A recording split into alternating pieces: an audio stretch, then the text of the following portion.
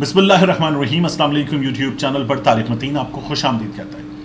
وزیر اعظم عمران خان صاحب کا ایک لاڈلا، ایک چہیتا وزیر اعظم ہاؤس میں بیٹھ کر میڈیا کو کنٹرول کر رہا ہے اور اس بات کی ماہانہ تنخواہ لیتا ہے 25 لاکھ روپے.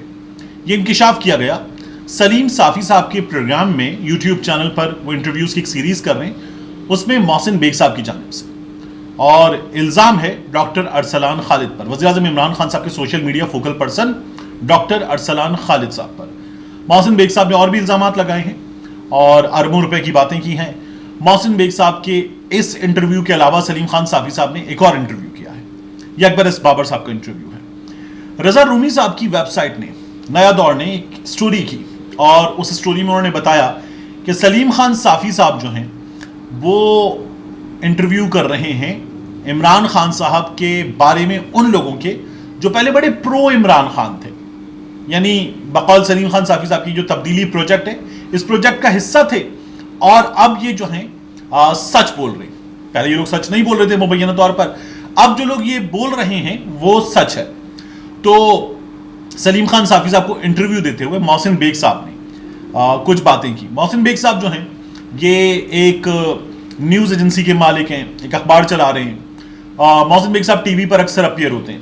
آپ نے کچھ عرصہ پہلے تک اگر مبشر لقمان صاحب کے پروگرامز دیکھیں تو یہ ان میں بڑا ریگولرلی اپیئر ہوتے تھے. پھر یہ پارس خورشید صاحبہ کے شو میں بہت اپیئر ہوتے تھے اور اس کے علاوہ مختلف ٹیلی ویژن چینلز پر محسن بیگ صاحب آتے رہتے اور ہم نے محسن بیگ صاحب کو تجزیہ دیتے ہوئے دیکھا ہے.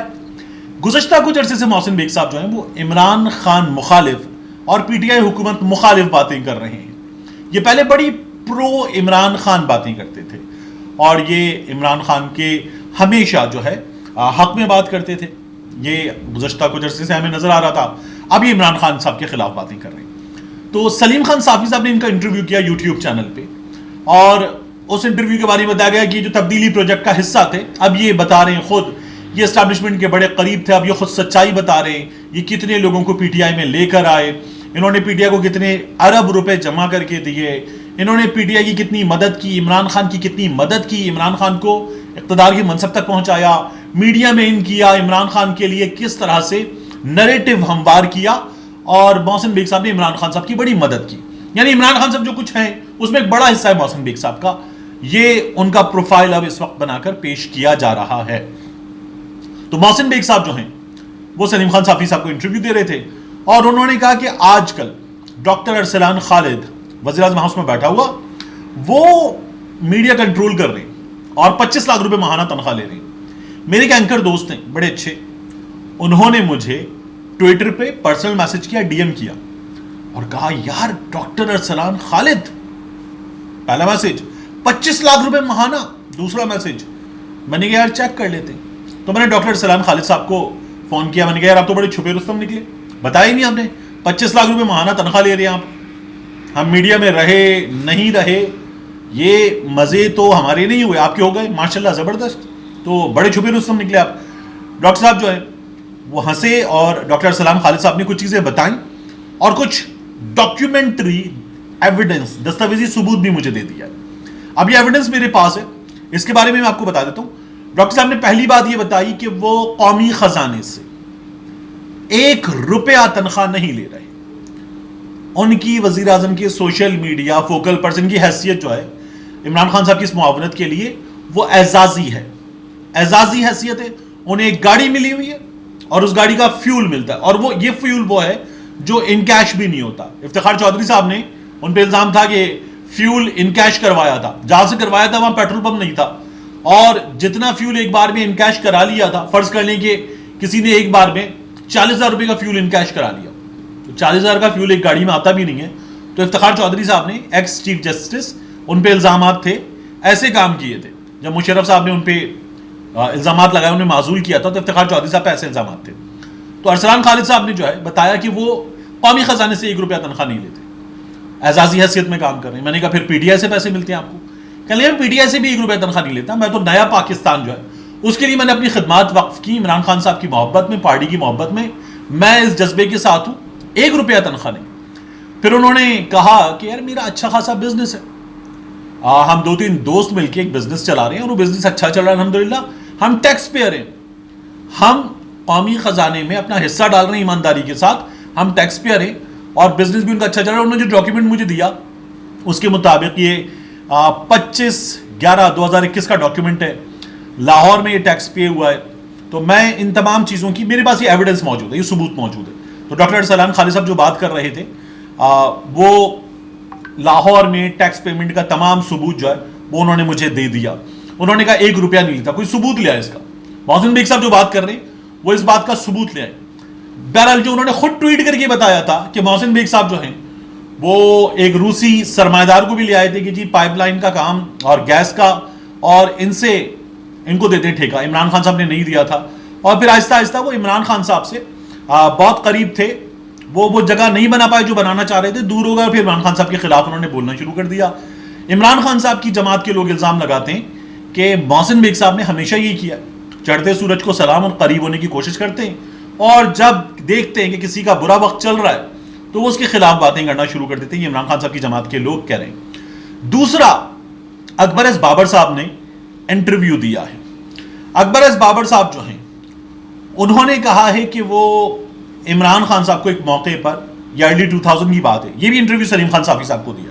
سلیم خان صافی ایک انٹرویو اور کر رہے ہیں, اس بارے میں مجھے پی ٹی آئی کے دوستوں نے دعویٰ کر کے خبر دی ہے, یہ بھی میں آپ کو بتا دیتا ہوں. تو انہوں نے کہا کہ عمران خان صاحب کو لے کر وہ این ڈی یو جا رہے تھے, انہوں نے خود پک کیا عمران خان صاحب کو, اور نیشنل ڈیفنس یونیورسٹی جاتے ہوئے انہوں نے عمران خان صاحب کو لے جاتے ہوئے جب ان سے حال چال پوچھا, بات شروع کی, تو گاڑی میں بیٹھنے کے بعد عمران خان صاحب نے بتایا کہ انہوں نے ابھی 2 رکعت نفل پڑھی ہے, 2 رکعت نفل پڑھی ہیں, اور 2 رکعت نفل پڑھ کے دعا مانگی ہے کہ بش الیکشن جیت جائے. تو انہوں نے کہا یار عمران, سلیم خان صافی صاحب کے انٹرویو میں اکبر ایس بابر صاحب نے یہ انداز اختیار کیا کہ یار عمران تیرا دماغ کیا ہوا ہے تجھے, تو یہ نفل پڑھ کے آ رہا ہے دعا مانگ کے کہ بش جیت جائے. انہوں نے کہا ہاں یار بش جیت جائے, بش جیتے گا تو بش کا ایک فیملی ہے فلانی, آپ سلیم خان صافی صاحب کو جا کے انٹرویو دیکھ لیجئے تو بتائیں گے کہ ایک فلانی فیملی ہے, اس فلانی فیملی کا گولڈ اسمتھ سے بڑا تعلق ہے, اور جب وہ گولڈ اسمتھس کے قریب ہیں تو پھر میں گولڈ اسمتھس کے ساتھ ہوں, ان کا داماد ہوں, تو میرا بڑا تعلق ہو جائے گا, بہت قریب ہو جاؤں گا میں.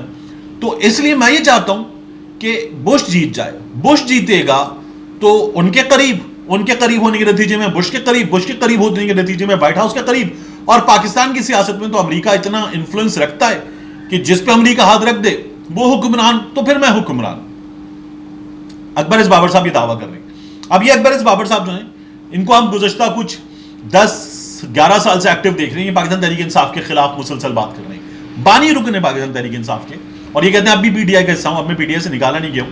پی ٹی آئی والے ان کو جو ہے گھاس نہیں ڈالتے, اور اکبر ایس بابر صاحب جو ہے وہ کہتے ہیں مجھے کیا پڑی ان لوگوں کی, میں تو بانی رکن ہوں, مجھے کوئی نکال نہیں سکتا. یہ لوگ غلط بات کر رہے ہیں. اس پوری بحث کو چھوڑ دیجیے, پی ٹی آئی کے خلاف فارن فنڈنگ کیس بھی لے کر کھڑے ہوئے ہیں, اور یہ عمران خان صاحب کے خلاف کرپشن کی باتیں بھی کرتے ہیں.